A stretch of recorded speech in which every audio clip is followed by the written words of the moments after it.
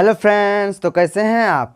हम लोगों ने ठोस पदार्थ के सामान्य गुण, गैस पदार्थ के सामान्य गुण और यहाँ तक कि द्रव पदार्थ के सामान्य गुण को डिफिनेशन के साथ पढ़ चुके हो, अंडरस्टैंडिंग कर ली। अरे बाप रे बाप, अंडरस्टैंडिंग क्या होता है, सब कुछ कर लिए ना।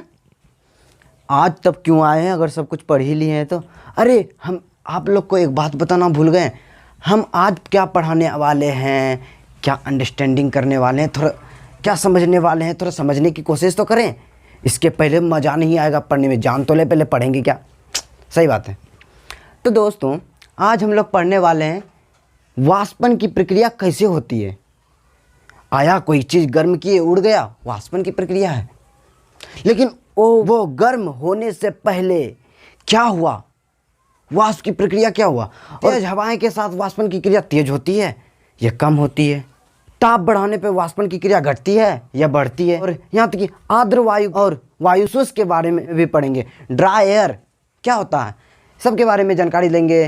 तो बिना कुछ देरी किए स्टार्ट करते हैं। Let's start.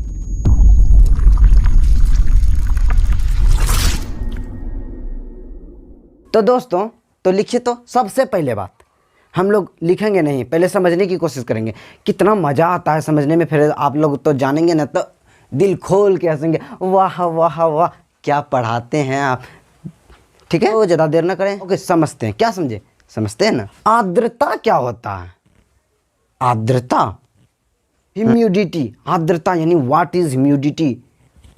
लिखने का तो लिख देंगे ह्यूमिडिटी, कैसे लिख देंगे, जब तक हम समझेंगे नहीं लिख भी नहीं पाएंगे, है कि नहीं। हाँ, तो इसके पहले हम समझ ही लेते हैं। बरोदरम काहे परेशान हो रहे हो तुम, मुझे परेशान होने में मज़ा आता है, तो होंगे क्यों नहीं।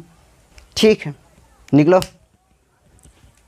हाँ देखो ब्रदर, क्या पढ़े थे, ह्यूमिडिटी क्या होता है। देखो एयर है, बहुत सारे एयर को पता है ना, हवा एयर है, उसमें उपस्थित जल वाष्प की मात्रा आर्द्रता कहलाती। अब लो, समझ में ना आया, वायु में उपस्थित जल वाष्प की मात्रा आर्द्रता कहलाती है। ये क्या मतलब।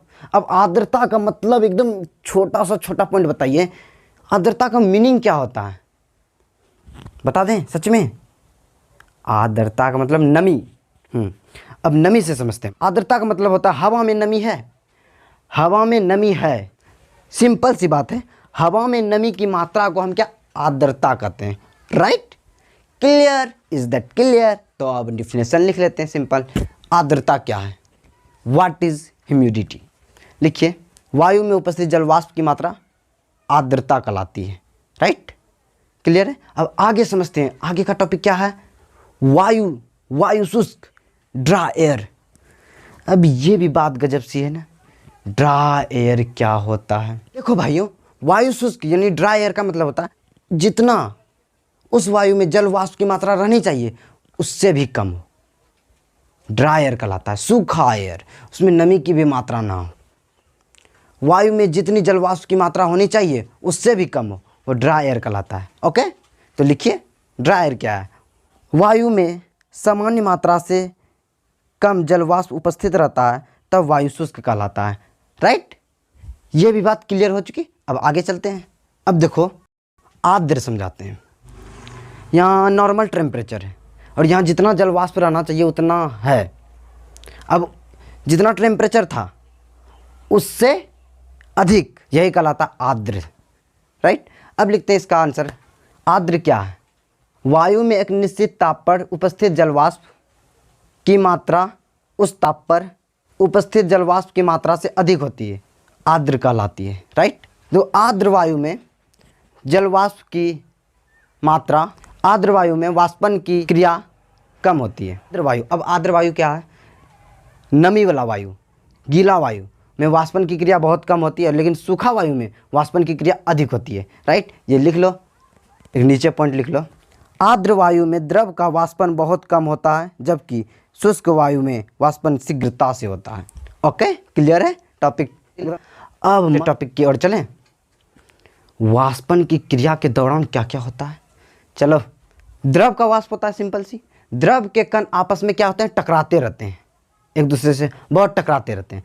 टकराने के कारण देखो, जब उसे वायु के संपर्क में लाया जाता है तो क्या होता है, उसका कण गतिशील तो पहले से था, और हवा तो और गतिशील के कण है, और द्रव के कण और हवा के कण एक दूसरे के साथ मिल जाते हैं, जिसके कारण वायु में भी गति करने लगते हैं, जिसके कारण वो क्या होता है, द्रव के परत बहुत ज़्यादा ऊर्जावान हो जाता है, जिसके कारण वो द्रव के अंदर के भाग को ऊर्जाहीन करना स्टार्ट कर देता है, और वो ऊपर से भाप भर के उड़ जाता है, वायुमंडल में चला जाता है, जिसके कारण ये वाष्पन की प्रक्रिया होती है। तो लिखो, वाष्पन की क्रिया को वर्णन करें। ओके, द्रव के कण लगातार गति करते रहते हैं तथा एक दूसरे से टकराते रहते हैं।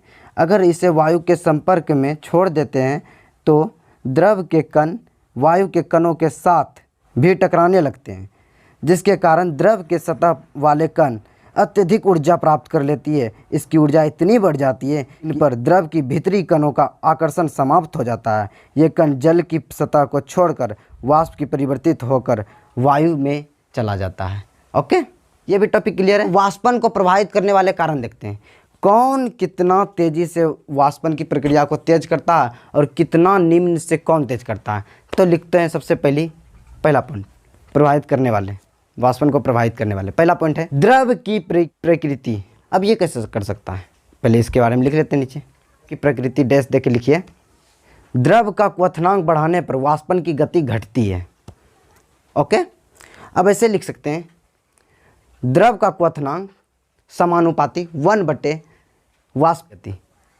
समझ रहे, मतलब ये बढ़ेगा तो ये घट, एकदम बिल्कुल न टेंशन लो। ओके, अब आगे देखते हैं दूसरा नंबर, द्रव का ताप। अगर टेम्परेचर बढ़ेगा तो वाष्पन की क्रिया क्या होगी, देखते हैं।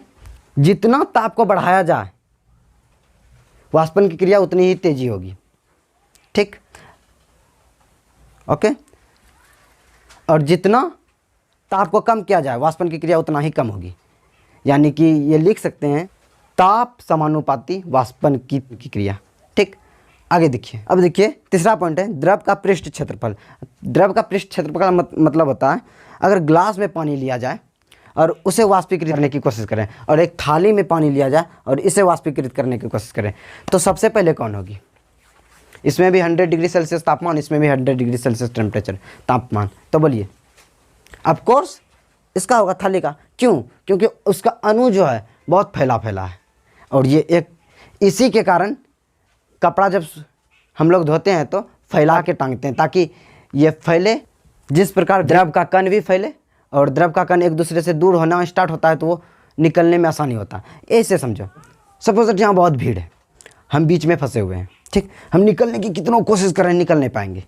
क्यों? क्योंकि बहुत ज़्यादा भीड़ है यहाँ पे। उसी प्रकार ग्लास के पानी में भी देखो, सब कण का भीड़ है। जिस प्रकार भीड़ को हटा दिया जाए, एक एक लाइन से सजा दिया जाए, जिस प्रकार थाली में पानी दिया जाता है तो पानी भी फैल जाती है, उसी प्रकार आदमी को भी फैला दिया जाए तो क्या होगा, हम लोग को यहाँ से निकलना आसान हो जाएगा। उसी प्रकार होता है थाली में पानी और ग्लास में पानी के कारण।